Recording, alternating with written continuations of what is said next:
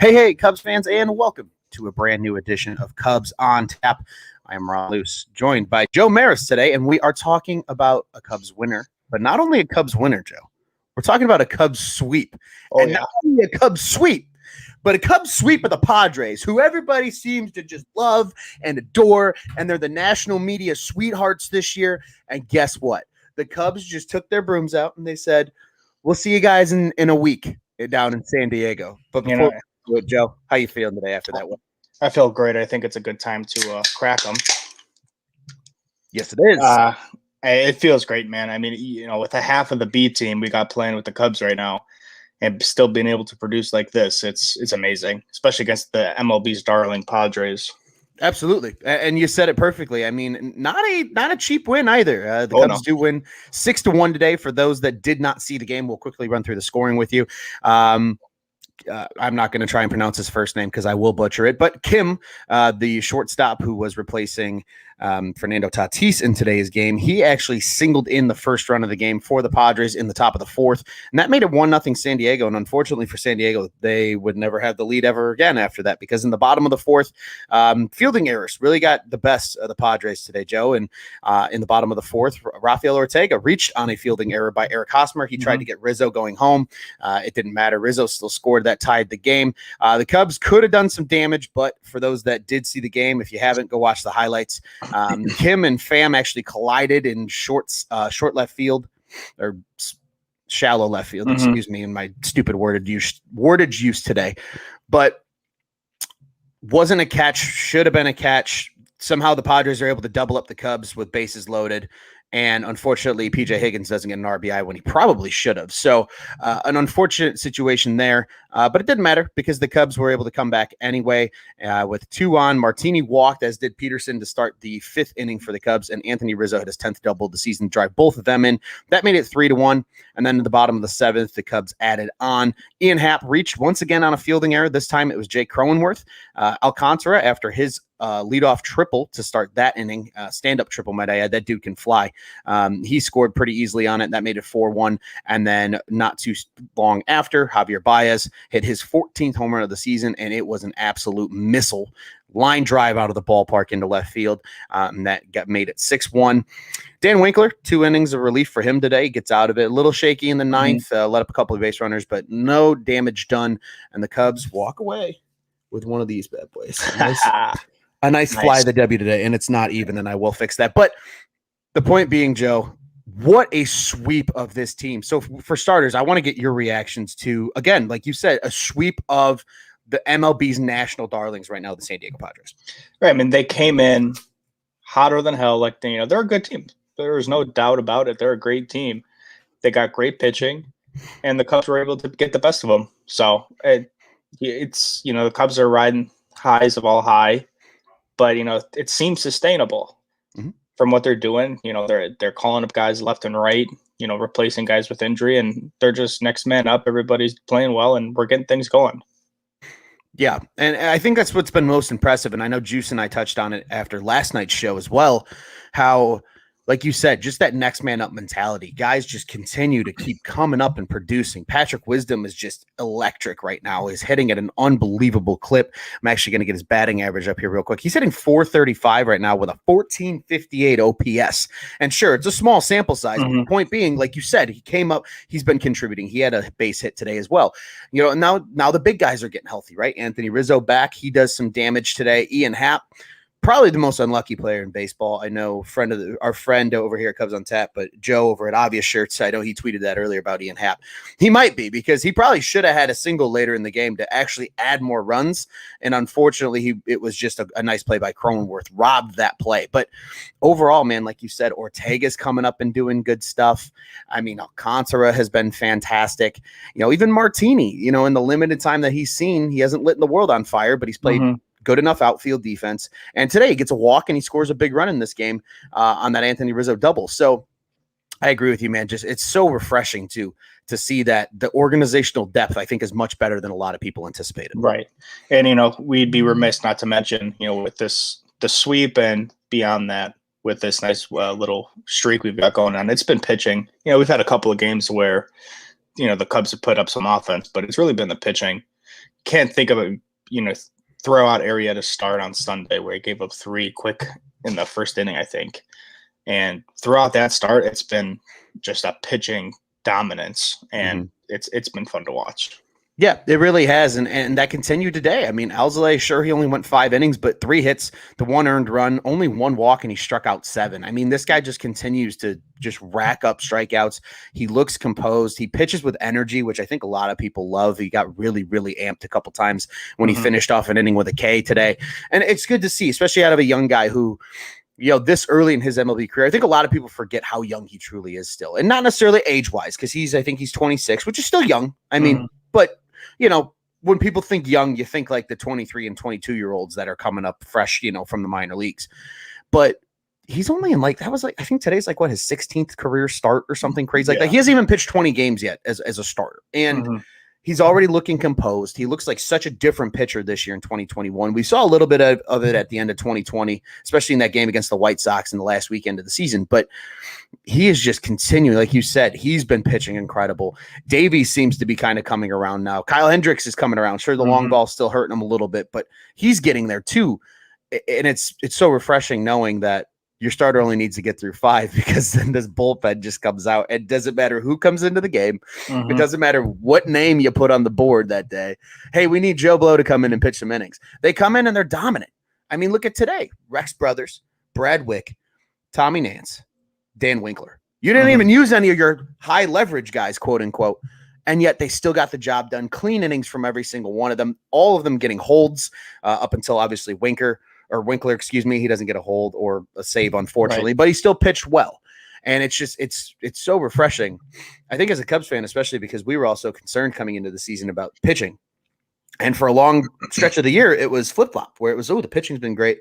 Now if the offense comes, and now the offense is coming. And now, like you said, we're really starting to see this team kind of flourish into what every Cubs fan would just hope and dream they would have been this season. Right. And you saw just within these 3 games, you saw them, the first 2 won on home runs.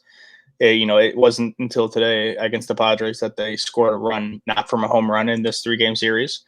The wind was blowing out the first 2 games. They took full advantage of it. I was there on Monday. That was awesome. Yesterday, 2 big home runs. And today, besides the Javi home run, all those runs were manufactured-ish, on a couple of errors. But, the wind was blowing in today. And, they did what they had to. Absolutely. And that's been the key, right? I think that's the big difference that a lot of people have at times maybe understated about this offense this year is, like you mentioned, the first 2 games of this series, absolutely long ball centric. That felt like the Cubs of 2017, 2018, and even 2019. But this team now, with David Ross in his second year, he still hasn't even managed a full season technically of games yet. He's getting there, but he's not quite there yet. And like between that and just their identity, right? Like you said, they've been able to manufacture runs. They've been able to play, station to station baseball. They've been able to hit the doubles and the extra base hits rather than just the home run. And it's refreshing because in order to be a complete team and win games in this league, you got to be able to do everything. And now we're starting to see that come, right? They can get you the sack fly in a big situation, have a guy score from third, and really if that PJ Higgins ball is caught, that's probably what that ends up becoming is a sack fly, and then you mentioned it, the extra base hit today from Rizzo that drives in runs, the fielding errors, taking advantage, being aggressive. That's another thing that we haven't talked about a lot here as a whole at Cubs on Tap, but and you and I can touch on it now, but just the aggressiveness of this team was never that aggressive running the bases under Joe Madden, but now under Ross, this team does not give a flying shit. They will run on you. The Cubs have stolen more bases probably this season than I think they have in any given year to this point of the season. I agree. Yeah. And it's been so refreshing to see that aggressiveness pay off because like you said, sure, it was both errors, but you could attribute the aggressive base running of the Cubs potentially to those errors actually happening. Right. And I tweeted this out during the game, and, with all the frustration, us and all Cubs fans alike have felt when we have a runner on third base and less than 2 outs, ground ball, we're going on contact. And we've seen how, time in, time out, that results in an out at home. And that's frustrating. Yeah. But today is the exact reason why you do it, because you forced Eric Hosmer, who's a Gold Glover, to bobble the ball. Same thing with Cronenworth. He bobbled the ball. We scored a run and we're able to get that guy on first base. Those are best case scenarios, obviously, but that's what the aggressiveness does to the other team. Yeah, it absolutely does. And you want to force that, right? You want to make them have to make that tough play because you know what? Like you said, in that instance, if Hosmer makes the play to home plate and they get Rizzo, good for you. That's why you're a Gold Glove first baseman. But even Gold Glove first basemen make mistakes, and we saw that today with Hosmer. And I mean Cronenworth, even another guy that I don't think a lot of Cubs fans really know much about because he's still pretty fresh in the league. But he's a very reliable glove most of the time. So for him to make the mistake that he made today as well is something that I think a lot of people need to keep an eye on too, which was certainly great to see. But I mean, you know, it's just so fun gushing about this team right now. Like there's really not a lot of bad things to say about today. Like, sure, you wish that, you know, the collision play resulted in more runs and you wish, you know, I mean, PJ Higgins did get his first career hit today, which is awesome. Yep. First career hits are cool and tough here at OnTap Sportsnet. But like overall, it's just like, they're just playing good baseball. Like you just swept the best freaking team potentially in the league in the Padres. And it was easy. They made it look easy. Their pitchers are no joke. I mean, what's it? Chris Paddock. They made him look like Chris Baddock. You know, he was. He's a good pitcher, man. You know, they first couple innings they didn't get to him. They forced him to throw a lot of extra pitches, and then eventually, you know, the guy gets tired early in the game, makes a couple mistakes, and he hit him out of the ballpark. Same thing with yesterday. Weathers. He's a young guy, hasn't had a lot of major league experience, but you know, he had a 1.31 ERA coming into the game. They got him for a couple runs. And to Nelson Lamet, he's no joke either. He was, you know, top of the list in ERA last year. So he's no joke either. And, you know, just like when we faced the Dodgers, we got their best three. We got, you know, some of the best from the Padres. We didn't get Darvish or Snell, but we beat them. You know, we did exactly what we were supposed to do. Yeah, and something today that I really enjoyed, and I actually mentioned this with Juice last night once again, because we saw Weathers get beat up in yesterday's game. And then the bullpen did enough for the Padres. Because, mind you, everybody that maybe doesn't remember, the Padres have statistically the best bullpen in the National League. Cubs are technically number 2. So their bullpen did their job yesterday. They did let up a lot of hits, though. And that made me excited because I was like, hey, if they can get to this bullpen after only seeing them for the first time all season, imagine what they can do when they see them more. And then we saw that today, right? They got after him in that 7th inning, and finally that bullpen kind of imploded a little bit and gave up some runs. So incredibly encouraging all around for the Cubs. You love to see them just put it all together. And Javi Baez is playing incredible baseball now too. I mean, it's just everything's going right now for the Cubs. And it feels great because for so long it always felt like everything would go wrong. And April was such an atrocious month for Cubs fans. And people are yelling to sell the team off, and people are yelling to get rid of this guy and this guy. And now everybody's sitting here going, wait, shit, we might be buyers at the deadline. Like, they're in first and a very comfortable lead in first. Sure, the Cardinals are still just nipping at their heels, but like, you got to think that if the Cubs see this Cardinals team again, which they will in about 10 days or so, who's to say that the Cubs can't win another series against the Cardinals then? Who's to say that the Cubs can't go out west and beat up the NL West leading San Francisco Giants, which I think a lot of people do forget. I mentioned that in yesterday's show too. Yeah. Sure, the Padres and the Dodgers are out there, and they're both fantastic. They're both playing really good baseball. But the Giants lead that division. Like, a lot of people forget that, and the Cubs get to see them for 4 games. And then obviously the other, you know, the next 3 with the Padres again in San Diego before an off day, and then they come home for the Cardinals. So a lot of really good baseball teams coming up. But with the Cubs playing as well as they are right now, it really feels like that they can do enough damage in these next, you know, 10 games or so to continue this kind of hot streak and continue playing really good baseball as we enter mid-June and then into late June, heading toward, you know, 4th of July then ultimately. And that's really going to be the key time of the Cubs looking and going, okay, are we buyers or are we sellers? And all things considered right now, they look like buyers. Right. And I think that's something me and Cody touched on Monday. We were talking at some point, when do you stop saying, you know, what can we get for Bryant? Or what are we doing with Bryant? Say, why don't we just give him a reason to stay? You know, let's start giving them a reason to stay. Let's give everybody a reason to stay. Let's shift the discussion. It's time at this point in time. It's time to shift the discussion. I agree. It is time to shift that narrative because this team's playing well. You know, we see what happens when Chris Bryant's healthy. He is a top player in baseball, and I think we all knew that. I think it was just really easy for Cubs fans to lose sight of that. But when he's healthy, he's a top, I would argue, top 5 to 10 player in baseball when he's fully healthy, and we're seeing that this year. Anthony Rizzo finally seems to be coming on now.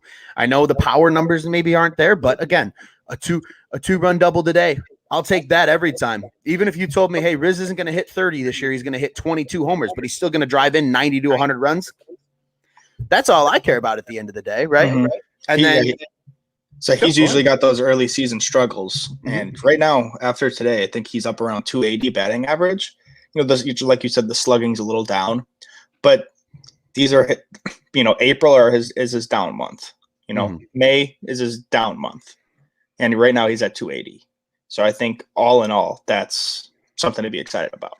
I'm very excited about that because if we get true like June Anthony Rizzo, because I remember I'm thinking back to I believe it was 2017. Mm-hmm. And it was the first time they ever tried the Anthony Rizzo leadoff experiment because he was a little cold and the team needed a spark. And they said, screw it. He takes good at bats. We'll throw him up there and see what happens. And that's when he went on that brilliant 8-game stretch of leading off. He had a couple home runs from the leadoff spot. It was unbelievable. I was at one of the games when he homered. And I remember that. And I was like, holy crap, June. This is June Anthony Rizzo coming. Right. And it's June, today's the 2nd? Yep. So if this is June Anthony Rizzo coming now with a hot Baez, a hot Bryant, and they could probably put you and me in the lineup right now, Joe, and we might hit. That's what it's starting to feel like. Some of those injuries, we're about a couple injuries away from getting the phone call, I said. It feels that way. It really does. Oh, yeah. So, but it's crazy to think about that. And then speaking of injuries, you brought it up before the show, so I'm giving you all the credit in the world because you said Marisnik and Hayward are starting today for AAA Iowa. So they're close to getting back too now. So, Juice and I touched on it a little bit during last night's show about what do you do with all these guys? Right. When all these guys get healthy? Because even the guys that are coming up to replace them are killing it right now. Alcantara looks fantastic at second base. Oh, yeah. I would almost argue until Horner's healthy that he should be the everyday second baseman. I was surprised that he wasn't in the starting lineup today. I'm pretty sure he's a switch hitter, so there's no reason that he shouldn't be in the line. I don't know if he's haven't seen enough of him yet to know which side he's better off of, but I didn't think there was a reason for him to not be in the starting lineup over Sogard, but they won. I'm not going to complain about it.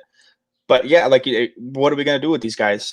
Do we want to keep them and use them as bench pieces, or do we want to send it back down to keep getting them more at bats so that when we need them again, they haven't been sitting on their asses for 2 weeks at a time? Right. I mean, you saw the difference with just having Rizzo back in the lineup these last 2 games. If Rizzo wasn't back yet, Bryant would not have been able to have an off day. Probably wouldn't want to take Contreras out for an off day, even though he always needs one. Right. Yeah, so just even having Rizzo back gives us the ability to put some guys on the bench, give them a day off their feet. So yeah, I put out a poll yesterday on Twitter asking of the 5 position players on the IL at the time, who would you say is the most important for the Cubs to get back? I voted Marisnik just because outfield depth is atrocious right now. True. And the vote obviously went to Nico Horner, which I totally am fine with. He's probably been playing the best out of the bunch. But just as far as depth, we don't have a right-handed hitting outfielder, so that's a little concerning. So that's why I put my vote for Marisnik. So I'm excited to get these guys back. Yeah, and I think Marisnik's going to be a huge addition back because even you mentioned it, right? He was playing well. He was playing very well before he got hurt, and you do need depth. And I don't mind KB playing the outfield. I really don't, because I think it saves his legs a little more. He's a little more fresh playing the outfield, versus third base. And especially with Patrick Wisdom right now, who's playing a really good third base, you don't feel and even beyond Wisdom, you've got Matt Duffy playing a really good third base. And even David Bodie's playing a solid third base. Right. You don't need Chris Bryant every day at third. Sure. You can play him at third to get him some work there. Cause there's a decent chance at some point you might need him there, but overall, you can continue to move him around. And I agree with you, though. I do think outfield depth is key. And even getting Nico Horner back is going to be good, too, because, again, another guy that can play multiple positions. You can play him at short. You can play him at second. You can play him in center field or left field. We've seen it. So getting some of these guys back is going to be huge. But I really agree. It's going to be really interesting to see what happens when those guys do get healthy and who are the pieces that get moved around. And then, like you said, who stays as more of I'm going to sit on the bench and be here for, maybe playing every other day or something like that. Or, to your point as well, do they tell these guys, hey, look, we love you. We're super happy you did what you did, but we need you to continue to play every day. So we're going to send you back to Iowa, continue to get those good at-bats, continue to put up the numbers. And as soon as there's another injury again, because let's be honest, this year's going to be weird. You go from 60 to 162 is no joke.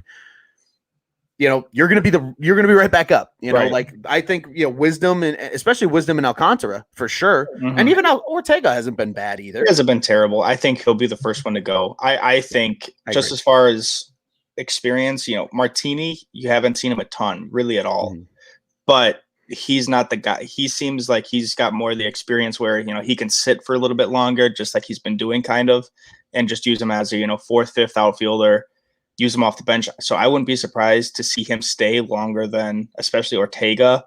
And then, we'll see after Alcantara, but we'll see when we get there. Yeah, I agree. I like Alcantara. I think as long as there's problems in the middle infield with health, I think he's the guy that needs to stay. And really, as long as Duffy and Bodie continue to be unavailable, I think Wisdom should stay too. Which is nice too, because Wisdom's an older guy as well. I think a lot of people don't realize he's also 29 years old. So he's been around the block a little bit. So it's not like it's this fresh kid coming up to, fill a spot. He's been around the block. I think at some point you see a lot of hate for Sogard around Twitter. I am not, of that belief. I think he's done a lot of good things for the team, but at what point if we feel comfortable about the health of the team, especially the infielders, do we maybe let him go? And let some of these other guys shine? That's something, I think we keep in the back of our head and see when we get there. Yeah, I think that brings up a really good point, because you look at a guy like Alcantara, right? You said it best. He didn't start today, but he came off the bench, and in his first at bat, he hits a stand-up triple. So even he seems like a guy that can come off the bench, maybe play every other 2 days. You bring him in as a defensive replacement later in games if you need to. Like, he seems like that kind of guy, especially right now when, maybe a Nico and a Bodie aren't totally ready yet. But even then, if he continues to outplay a guy like Sogard, to your point, when does it say you say, okay, hey, look, we brought you in on a more or less a tryout contract anyway. We appreciate your service to the team this year, but we're going to DFA you. And if you don't want to go to AAA Iowa, we'll let you go sign somewhere else. And I think that I really do think that day's coming, because even though, like you said, he's done a lot of good. I mean, he's been really good in the pinch hitting role. I think that's been his probably most value to the team thus far this season. I remember I did some research on it, and like when he hits from the 9 spot, which traditionally is a pinch hitting role, unless you are Joe Madden, but Joe's not here anymore. He's hitting like at that time he was hitting like 364, and half of his runs driven in were from that pinch hitting spot. So he was really dominant as a pinch hitter off the bench. But if Alcantara can do that, who knows, maybe Wisdom can do that. Once some of these guys start to maybe flex him out, then like you said, maybe then they finally say, hey, thanks for your service to the team. We appreciate you. It's time to go, because we got some kids that need some playing time. So I really do think that's a good point, and probably something to keep an eye on, because I would expect in probably at least the next 2 weeks, we're going to start to really hear more about guys like Horner, guys like, Bodie. I know Bodie's going to probably be out for a while, but guys like Duffy, who have been out for a little bit now. Once those guys start to get back into the conversation of, hey, we're healthy, we're ready to play again, what moves are made, who needs to go where, how do they kind of shuffle the pieces around? So that'll be intriguing to see for sure. But Joe, I mean, do you have any other points about this? Again, I feel like when we here at Cubs on Tap struggle to find things to talk about, it usually means it was a good game for the Cubs. Oh yeah. That's usually the case. The thing we like to do most as fans of any team is complain. So when there's nothing to complain about, we're in a good spot. Absolutely. It's always fun just to sit here and just kind of, enjoy it, right? Just soak it in. A 120 win, a 120 loss is also, if you're ranking losses, a 120 loss is not the worst thing, because you got the rest of the day to forget about it. But man, especially a 120 sweep, you're feeling good for the rest of the night.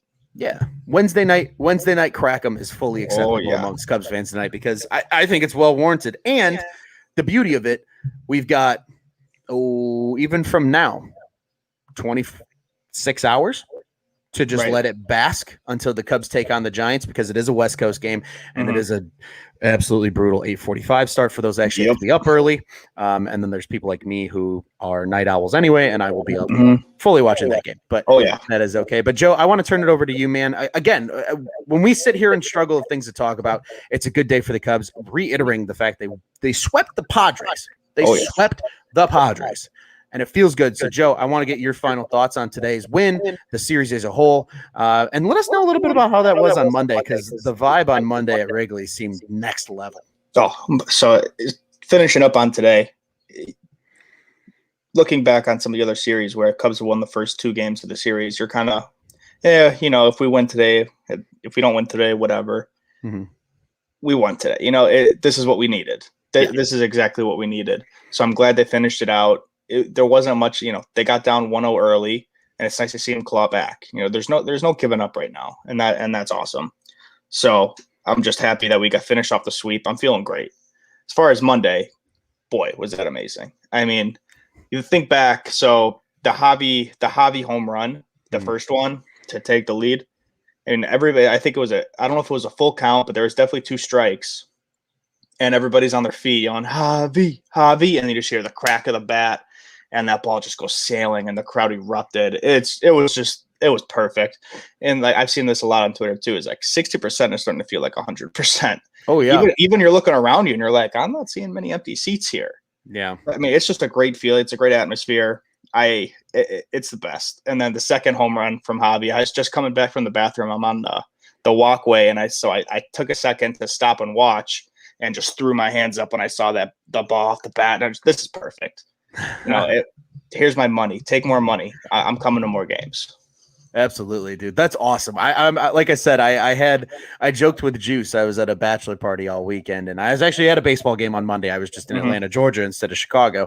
Right. But like, I had a sense of FOMO because the ballpark looked awesome. I mean, Wrigley is back roaring. Like, this is what Cubs fans live for, is summer baseball in Chicago, because there's nothing like it. And I tell people that around the country anytime I travel, and they're like, "Oh, you're a big baseball fan." Yeah, love the Cubs. Oh, I've heard Wrigley's beautiful. Go to Wrigley in the middle of June.